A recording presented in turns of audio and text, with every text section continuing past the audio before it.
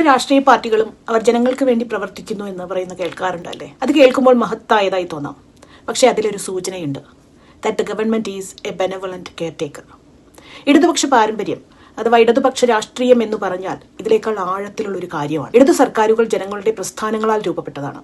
Trade unions, കർഷക സമരങ്ങൾ, student movements, women's movements എന്നിവയിലൂടെ. ഇടതുപക്ഷം ഒരു ചാരിറ്റി പ്രസ്ഥാനമല്ല, അത് ജനങ്ങളാൽ ഉണ്ടാക്കിയെടുത്ത ഒന്നാണ്. ജനങ്ങളുടെ ആവശ്യങ്ങൾ നിറവേറ്റുന്നതിനായി ജനങ്ങൾ തന്നെ രൂപപ്പെടുത്തിയ ഒരു സംവിധാനമാണ്. ജനങ്ങൾക്ക് എന്താണ് വേണ്ടത് എന്നത് യാഥാർത്ഥ്യമാക്കാൻ ജനങ്ങൾ തന്നെ ഉപയോഗിക്കുന്ന ഒരു ടൂളാണ് ഇടതുപക്ഷ സർക്കാരുകൾ. ഉദാഹരണത്തിന് ഒരു ചാരിറ്റി ഹോസ്പിറ്റൽ ഇങ്ങനെയാണ്: we will treat patients because we are generous. എന്നാൽ ഇടതുപക്ഷത്തിന് ജനങ്ങളുടെ പോരാട്ടങ്ങൾ കൊണ്ട് രൂപപ്പെട്ട ഒരു പൊതുജനാരോഗ്യ സംവിധാനം ചാരിറ്റി അല്ല. ആരോഗ്യ പരിചരണം നമ്മൾ ഓരോരുത്തരുടെയും അവകാശമാണ്. ഈ സംവിധാനം രൂപം കൊണ്ട് തന്നെ ജനങ്ങളുടെ ആവശ്യപ്രകാരമാണ്. ജനങ്ങളുടെ ആവശ്യങ്ങളെ സ്ഥാപനവൽക്കരിക്കുന്നവരാണ് ഇടതുപക്ഷം. കോൺഗ്രസ് സർക്കാരുകൾ പറയും ഞങ്ങളെ വിശ്വസിക്കൂ, വി വിൽ ടേക്ക് കെയർ. ഇടതുപക്ഷം പറയും സംഘടിക്കൂ, ആവശ്യപ്പെടൂ, പങ്കാളികളാകൂ, അപ്പോൾ ഞങ്ങൾ നിങ്ങളുടെ ഉപകരണമാകും. അതാണ് ജനങ്ങളെ ഭരിക്കുന്നതും ജനങ്ങൾ നിർമ്മിച്ചതായിരിക്കുന്നതും തമ്മിലുള്ള വ്യത്യാസം.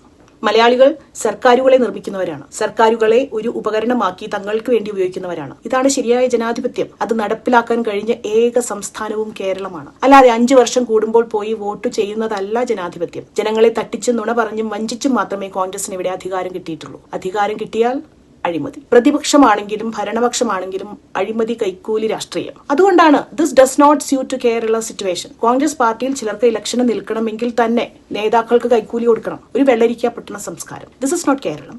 This is not how democracy works. കോൺഗ്രസിന് ജനാധിപത്യം എന്നാൽ 5 വർഷം കൂടുമ്പോൾ ഇലക്ഷന് നിന്ന് ജയിക്കൽ മാത്രമാണ്. അത് കേരള രാഷ്ട്രീയ സംസ്കാരത്തിന് യോജിക്കുന്നതല്ല. ജനാധിപത്യത്തിനെ അതിന്റെ റിയൽ സെൻസിൽ അറിയുന്നവരും പ്രാവർത്തികമാക്കുന്നവരുമാണ് മലയാളികൾ. കേരളാസ് പൊളിറ്റിക്കൽ ഇക്കോസിസ്റ്റം ആവശ്യപ്പെടുന്നത് depth over drama, policy over personality, rights over rhetoric, and that is why certain political approaches struggle to take deep root here in Keralam.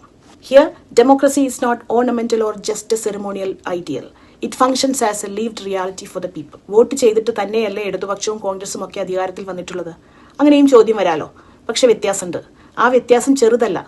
ജനങ്ങളുടെ ഉടമസ്ഥത ഇവിടെ പ്രധാനമാണ്. ഇടതുപക്ഷ ഗവൺമെന്റ് എന്ന് പറഞ്ഞാൽ ജനങ്ങളുടെ ഉടമസ്ഥതയിലുള്ളതാണ്. 2 തരത്തിലുള്ള വീടുകളുടെ കാര്യമെടുക്കാം. ഒന്നാമത്തേത് നമ്മളുടെ സ്വന്തം വീട്, രണ്ടാമത്തേത് വാടക വീട്. താമസിക്കുന്നത് നമ്മൾ തന്നെയാണ്. ഇടതുപക്ഷ അഡ്മിനിസ്ട്രേഷൻ എന്നത് ഒന്നാമത്തെ വീട് പോലെയാണ്. വാടക വീട്ടിൽ നയങ്ങൾ അടിച്ചേൽപ്പിക്കപ്പെട്ടതായി തോന്നും. അതുപോലെ പൊതുസേവനങ്ങൾ ഒരു അനുകമ്പ പോലെ തോന്നും.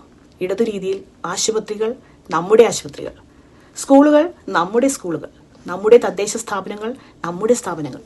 ഉടമസ്ഥത ആത്മബന്ധം സൃഷ്ടിക്കും. Ownership creates confidence. കേരളത്തിലുള്ളവർ ഈ ഉടമസ്ഥത ബോധമുള്ളവരാണ്.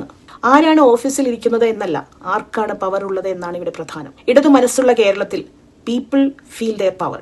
That is the real shift. They are not passive recipients of decisions. They are participants who shape those decisions. അതാണ് കേരളത്തിന്റെ ഇടതു രാഷ്ട്രീയ സ്വഭാവം. അതുപോലെ തന്നെ ഓരോ ഭരണകൂടത്തിനും ഒരു സ്വഭാവമുണ്ട്, പൊളിറ്റിക്കൽ ക്യാരക്ടർ. ജനകേന്ദ്രീകൃത ഭരണകൂടം വ്യത്യസ്തമായി ചിന്തിക്കും. അത് കുടിയേറ്റ തൊഴിലാളികളെ വെറും തൊഴിൽ ശക്തിയായി കാണുന്നില്ല, മനുഷ്യരായി കാണുന്നു. ആരോഗ്യ സംരക്ഷണത്തെ പ്രോഫിറ്റ് ബേസ്ഡ് സർവീസായി കാണുന്നില്ല, ജനങ്ങളുടെ അടിസ്ഥാന അവകാശമായി കാണുന്നു. വിദ്യാഭ്യാസത്തെ വിപണിയുടെ അവസരമായി കാണുന്നില്ല, സാമൂഹിക അടിസ്ഥാനമായി കാണുന്നു. ഈ സ്വാഭാവിക പ്രതികരണം പെട്ടെന്നുണ്ടാകുന്നതല്ല. അത് ഇടതു രാഷ്ട്രീയ സ്വഭാവത്തിൽ നിന്നാണ് രൂപപ്പെടുന്നത്. മറിച്ച് കോൺഗ്രസ് ഇപ്പോൾ പറയുന്നത് കേട്ടില്ലേ, ഫെസിലിറ്റേറ്റർ ആയാൽ മതി എന്ന്. ഇതാണ് ഈ പറയുന്നത് പൊളിറ്റിക്കൽ ക്യാരക്ടേഴ്സ് മാറ്റേഴ്സ്. കോൺഗ്രസ് പാർട്ടിയും ഇടതു പാർട്ടിയും ഫോം ചെയ്തത് എങ്ങനെയാണ് എന്നത് ഇതിൽ വലിയ പ്രാധാന്യമുണ്ട്. ബ്രിട്ടീഷ് ഭരണത്തിൽ അധികാരം നഷ്ടപ്പെട്ട ചില പ്രിവിലേജ്ഡ് വിഭാഗങ്ങൾ ചേർന്നാണ് കോൺഗ്രസ് പാർട്ടി ആദ്യം രൂപം കൊണ്ടത്. പിന്നീട് ഭരണം കിട്ടാൻ വേണ്ടിയും നിലനിൽപ്പിന് വേണ്ടിയും ജനങ്ങളെ ഉപയോഗിക്കുകയാണ് ഉണ്ടായത്. ഇവിടെ ഇടതു പ്രസ്ഥാനം നേരിട്ട് ജനങ്ങളുടെ പോരാട്ടങ്ങളിൽ നിന്നാണ് ഉയർന്നത്. കോൺഗ്രസ് അധികാരം കിട്ടാൻ ജനങ്ങളെ ഉപയോഗിക്കുമ്പോൾ ഇവിടെ ജനങ്ങൾ അവരുടെ കാര്യങ്ങൾ നടത്താൻ സർക്കാരുകളെ ഉപയോഗിക്കും. അതാണ് വ്യത്യാസം. അവർ രൂപപ്പെട്ട രീതി തന്നെയാണ് ഇന്നും അവരുടെ രാഷ്ട്രീയ സംസ്കാരവും സ്വഭാവവും. നമ്മുടെ സന്തോഷ് ജോർജ് കുളങ്ങര ഈ പൊളിറ്റിക്കൽ ക്യാരക്ടറിനെ വേറെ വിധത്തിൽ പറയുന്നത് കേൾക്കാം. നമ്മുടെ കേരളത്തിൻ്റെതായ ചില ചിന്താ രീതികൾ അല്ലെങ്കിൽ ചില ഐഡിയോളജികളൊക്കെ ഒരു കാലത്തുണ്ടായിരിക്കുകയും ഇന്ന് ലോകത്തെ പിടിച്ചു നിർത്താൻ കരുത്താർജിക്കുകയും ചെയ്ത ഒരു രാജ്യമുണ്ട്, ചൈന. ആ ക്യാരക്ടറാണ് ഗ്ലോബലി ചൈനയെ വ്യത്യസ്തമാക്കിയത്. ഇന്ത്യയിൽ കേരളത്തെയും. സർക്കാർ ഇല്ലായ്മയാണ് ഈ സർക്കാരിന്റെ മുഖമുദ്ര. ഇവിടെ വി.ഡി. സതീശൻ പറഞ്ഞത് സർക്കാർ ഇല്ലായ്മയാണ് ഈ സർക്കാരിന്റെ മുഖമുദ്ര. കൊള്ളാം, കേൾക്കുമ്പോൾ വലിയ കണ്ടുപിടുത്തം പോലെയൊക്കെ. എന്നാൽ ഇടതു സർക്കാർ ജനങ്ങളിൽ നിന്ന് വേറിട്ട് നിൽക്കുന്ന ഒന്നല്ല. അത് ദൂരെ നിന്ന് കൈവീശി കാണിക്കുന്ന അധികാര സംവിധാനവുമല്ല. ഇവിടെ കോൺഗ്രസുകാർക്ക് എന്താ കുഴപ്പം എന്ന് വെച്ചാൽ ഇലക്ഷന് മുമ്പ് വരെ ജനങ്ങളുടെ അടുത്ത് പോയി വോട്ട് ചോദിച്ച് നടക്കും. ജയിച്ചു കഴിഞ്ഞാൽ പിന്നെ ജനങ്ങളുമായി യാതൊരു ബന്ധവുമില്ല. ഇങ്ങനത്തെ തട്ടിപ്പ് പരിപാടി കേരളത്തിലെ പൊളിറ്റിക്കൽ കൾച്ചറിന് യോജിക്കുന്നതേ അല്ല.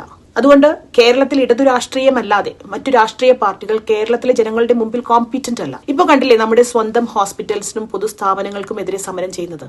അവർക്ക് കേരളത്തെ മനസ്സിലാക്കാനുള്ള കോമ്പീറ്റൻസ് ഇല്ലാത്തത് കൊണ്ടാണ്. The issue is not who can contest elections. Democracy allows everyone, but whether a political approach aligns with the Kerala's evolved democratic culture. Democracy here is not symbolic, it is lived. മറ്റു സംസ്ഥാനങ്ങളിൽ തിരഞ്ഞെടുപ്പുകൾ ഒരു cricket കളി പോലെയാണ്. ഉദാഹരണത്തിന് Congress, BJP പോലുള്ള വലതുപക്ഷ പാർട്ടികൾ ഇലക്ഷനിൽ മത്സരിക്കും. Supporters behave like fans. The goal is simple, winning the match. ജയിച്ചു കഴിഞ്ഞാൽ ജനങ്ങളൊക്കെ വീട്ടിലേക്ക് പോകും. കളിയിൽ ജയിച്ചവർ ആഘോഷിച്ചു നടക്കും. അതുപോലെ തെരഞ്ഞെടുപ്പിൽ ജയിച്ചു കഴിഞ്ഞാൽ മുകളിൽ നേതാക്കൾ, താഴെ ആളുകൾ, അത്രയേ ഉള്ളൂ. എന്നാൽ കേരളത്തിന്റെ സംസ്കാരം ഒരു സ്റ്റേഡിയം പോലെ പ്രവർത്തിക്കുന്നില്ല. ഇടതുപക്ഷാധിഷ്ഠിത സർക്കാർ അധികാരത്തിൽ വരുമ്പോൾ അതൊരു ഭരണാധികാരിയായല്ല, സർക്കാർ സമൂഹത്തിന്റെ കൈകളിലെ ഒരു ഉപകരണമായി മാറുന്നു. This is not accidental. This is the result of a political culture that encourages organised participation, not passive loyalty. വലതുപക്ഷം അഴിമതിക്കാരാണ്. അവരുടെ നിലനിൽപ്പ് തന്നെ അഴിമതി നിറഞ്ഞതാണ്. ജനങ്ങളെ അടിസ്ഥാനമാക്കി അവർക്ക് ഒന്നും ചെയ്യാൻ അറിയില്ല. They are incompetent. Electoral bond കേസിൽ എന്താണ് സംഭവിച്ചെന്ന് നോക്കൂ. അത് ആരംഭിച്ചത് BJP ആണ്. പക്ഷെ അഴിമതിയിൽ കോൺഗ്രസും BJPയും ഒറ്റക്കെട്ട്. ഇലക്ഷൻ വരുമ്പോൾ എതിരാളി.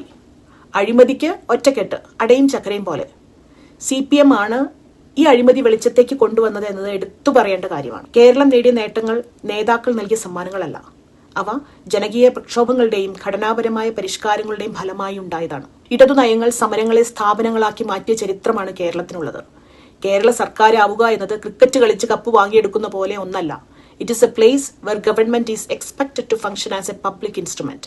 Elections are technical formalities. Democracy is everyday practice. പൗരന്മാർ ആരാധകരല്ല, അവർ പങ്കാളികളാണ്. അതാണ് കാതലായ വ്യത്യാസം. സ്വന്തം ശരീരത്തിൽ നിന്നാണ് സുഗന്ധം വരുന്നതെന്നറിയാതെ കാട്ടിലൂടെ അതിന്റെ ഉറവിടം അന്വേഷിച്ചോടുന്ന കസ്തൂരിമാൻ പോലെ കേരളവും ചിലപ്പോൾ സ്വന്തം ശക്തിയെ തിരിച്ചറിയാതെ പുറത്തേക്ക് ഉത്തരങ്ങൾ തേടാറുണ്ട്. കയ്യിലുള്ള രത്നം കളഞ്ഞ് തകർന്ന ഗ്ലാസിന്റെ മിന്നൽ നോക്കി പോകല്ലേ. ഇടതുപക്ഷം തുടരണം.